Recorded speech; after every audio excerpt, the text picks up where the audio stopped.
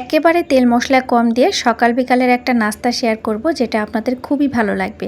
বাচ্চাদের টিফিন থেকে শুরু করে অল্প খিদে সব কিছুতেই আপনারা ঝটপট বানিয়ে খেতে পারবেন। তো এখানে আটা নিয়েছি 2 কাপ, সাথে একটু লবণ, একটু রিফাইন্ড অয়েল দিয়ে ভালো করে মেখে 5 মিনিটের জন্য ঢাকনা দিয়ে রেখে দেব। আর এদিকে পুর বানানোর জন্য 2 চা চামচ সরিষার তেলের উপরে একটা কুচি করা পেঁয়াজ, একটি পাকা টমেটো, একটু কাঁচা লঙ্কার কুচি খুব অল্প করে দিয়েছি, আর একটি ডিম।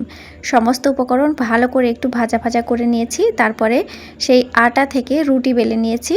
আর এখানে আমি পুর দিয়ে দিলাম। পুর দেওয়ার পরে ঠিক এইভাবে রুটিটা উল্টে বড় কোনো বাটি দিয়ে এইভাবে কেটে নিতে হবে। ছোট বড় করে নিতে পারেন, তবে এই সাইজের নাস্তাগুলো বানালে দুটো নাস্তাতেই পেট ভরে যাবে।